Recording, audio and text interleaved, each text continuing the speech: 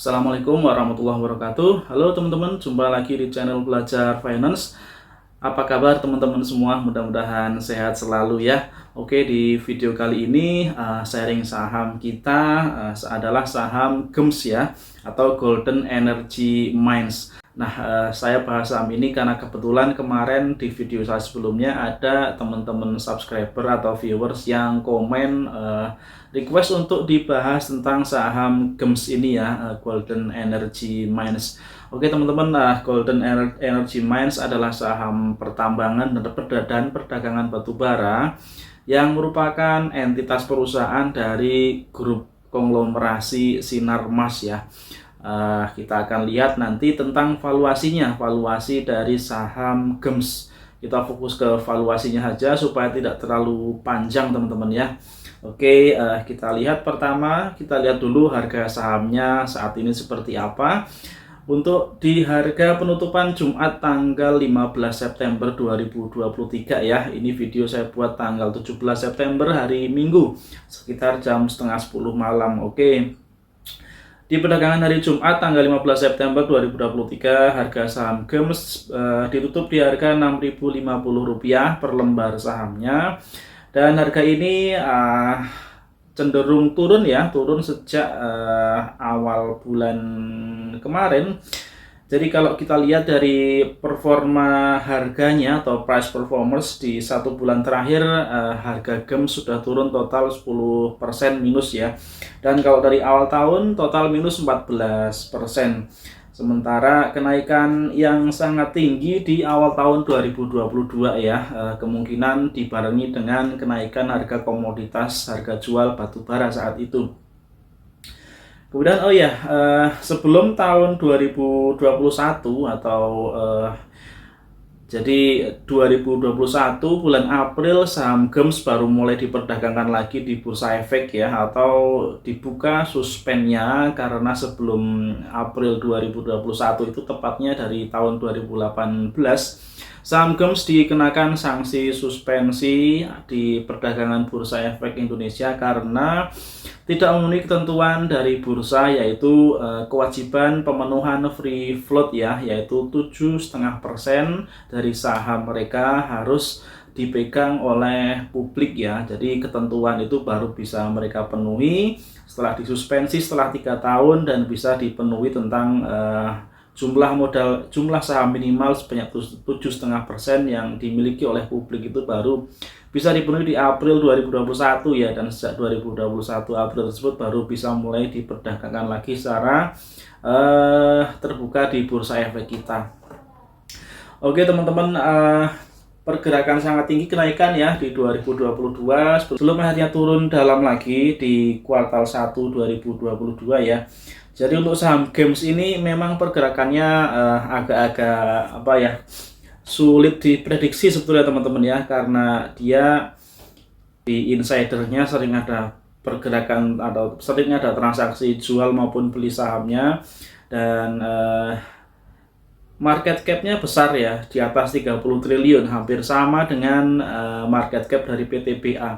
Namun demikian tidak begitu liquid untuk perdagangan saham GEMS ini di bursa ya. Kalau PTBA dengan market cap 34-35 triliun, transaksi hariannya bisa mencapai puluhan miliar, sedangkan untuk GEMS ini transaksi hariannya masih rata-ratanya di bawah 10 miliar ya. Jadi seperti itu kurang lebih untuk kondisi likuiditas dari saham GEMS ya. Cukup besar market cap-nya namun kurang begitu liquid, kurang lebih seperti itu teman-teman ya. Jadi kalau saran saya teman-teman kalau tertarik sama saham ini ya silahkan dicermati, namun harus lebih berhati-hati ya, karena ini bukan saham yang mainstream, bukan saham tambang batubara yang mainstream seperti halnya PTBA, Adaro, Indi, ETMG, MBAP dan lain-lain ya. Yang ini agak berbeda sendiri teman-teman. Lalu kita lihat dari EPS, dari earning per share dari tahun 2020 ya, ada peningkatan yang sangat tajam di 2021. Kemudian di 2022 juga naik ya, kenaikannya sangat tinggi ya, bahkan berkali-kali lipat ya, 2 kali lipat lebih untuk tahun 2021 ke 2022. Ini juga pasti karena ada korelasinya dengan kenaikan harga jual batu bara. Kemudian jika semester 1 2023 disetahunkan, maka EPS-nya diprediksi mencapai 1.704 untuk EPS tahun 2023 yang disetahunkan ya, prediksinya ya. Lalu untuk dividennya, payout rasionya tahun buku terakhir, tahun buku 2022, 61,73%. Nah, ada yang menarik dari segi dividennya nih teman-teman untuk games ya, yakni dividen yieldnya cukup besar ya, di atas 10%. Dan pembagiannya cukup merata ya, jadi dalam satu tahun dibagikan, kita lihat misalnya untuk tahun buku 2022, dibagikan di bulan Juni ya, Juni 2022, kemudian di September dan November ya. Lalu untuk 2021 dibagikan 4 kali dia, di Agustus, November, Januari tahun berikutnya, dan dividen finalnya di Juni ya. Jadi sekitar bulan-bulan itu ya, bulan Agustus atau September, kemudian November, kemudian Juni atau Januari. Jadi cukup sering dibagikan dividennya dalam satu tahun ya, artinya dividen interimnya cukup sering dibagikan. Namun secara total yield kita akan lihat, nah yieldnya 13,92% ya, cukup besar, sangat besar, namun tidak sebesar dividen-dividen di sektor tambang lainnya seperti misalkan ITMG, BSSR, Adaro, kemudian PTBA ya. Jadi sekitar separuhnya ya dari dividen-dividen untuk tambang yang lain. Jadi hanya belasan persen, sudah sangat besar namun masih jauh kalah besar dibandingkan dengan emiten-emiten tambang yang lainnya ya, seperti yang saya sebutkan tadi.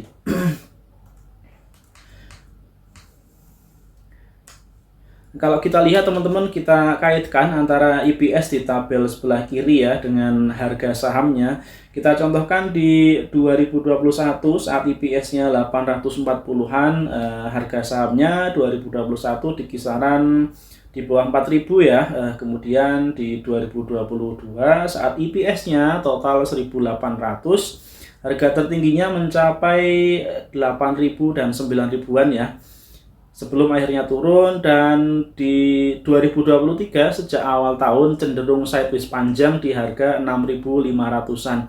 Nah, harga saat ini 6.050 sepertinya masih di bawah harga rata-rata sideways panjangnya di 2023. Nanti kita akan lihat lebih jauh tentang valuasi harganya untuk saat ini ya. Nah, di data ini kita bisa lihat, jadi current PBV-nya di 2,68 kali ya untuk games ini. Kemudian kita hitung valuasi sahamnya pakai metode PBV band ya, atau rata-rata PBV.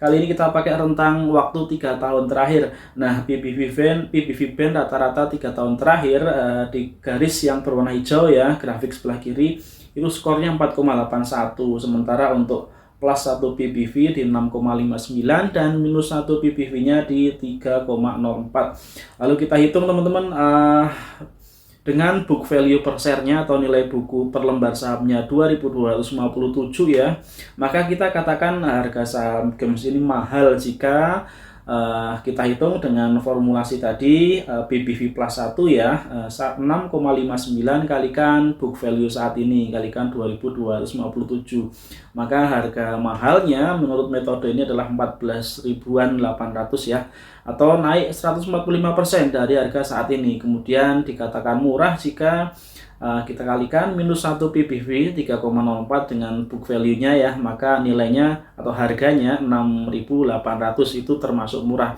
Kemudian harga wajarnya ada di 4,81 min PBV ya, kita kalikan dengan book value-nya 2.257, maka harga wajarnya menurut metode ini adalah 10.856 atau naik 79% dari harga saat ini, yaitu harga saham games saat ini di 6.050. Oke, lalu kita lihat di poin 1 di bagian yang saya highlight teman-teman ya.